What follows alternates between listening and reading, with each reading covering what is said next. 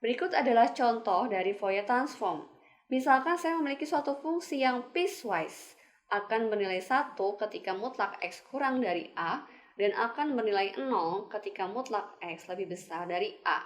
Kemudian kita mau melihat nih, kira-kira grafiknya seperti apa. Jika kita gambar grafiknya, maka grafiknya akan seperti grafik yang sebelah kiri, ya, yaitu seperti fungsi yang kotak. 0 dulu pada saat kurang dari A dan lebih besar dari A. Lalu untuk antara min A sampai A saya punya yang grafik kotak. Nah, kemudian bagaimana hasil dari transformasi Fourier-nya?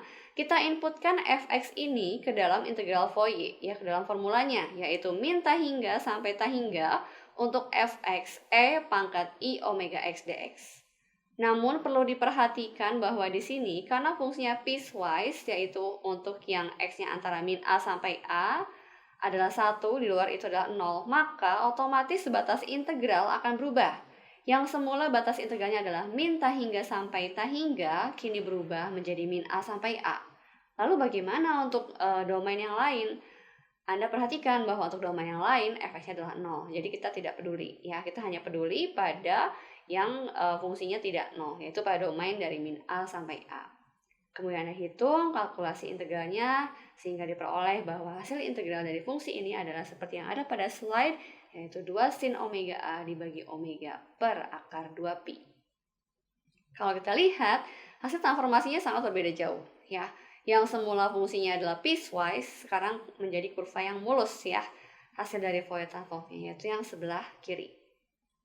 Nah, inverse Fourier transform sendiri sama halnya seperti Laplace. Kita punya transformasi Laplace, kita punya inverse-nya, maka transformasi Fourier juga memiliki inverse. Inverse dari transformasi Fourier adalah ft-nya 1/2pi integral. Kita lihat pada formulasi yang ada di kotak.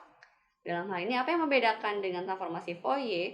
Di transformasi Fourier E-nya pangkat plus, ya. Kalau di inverse pangkatnya minus, dan di sana muncul 1/2pi. Seperti yang sudah saya bilang sebelumnya, bahwa E pangkat bilangan kompleks ini bisa saya split atas bilangan real dan bilangan imajiner, maka otomatis kita akan punya dua buah transformasi Fourier, sama halnya seperti dari Fourier. Kita punya transformasi yang cosinus dan kita punya transformasi yang sinus. Untuk transformasi yang cosinus, kita punya integral E pangkat J omega X, kita split menjadi cos omega X saja.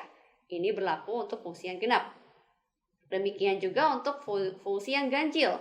Untuk fungsi yang ganjil, karena sin adalah fungsi ganjil, maka transformasi Fourier untuk fungsi yang ganjil hanya mengandung bagian untuk yang sin saja. Demikian penjelasan saya mengenai transformasi Fourier. Semoga membantu untuk materi-materi di berikutnya. Terima kasih.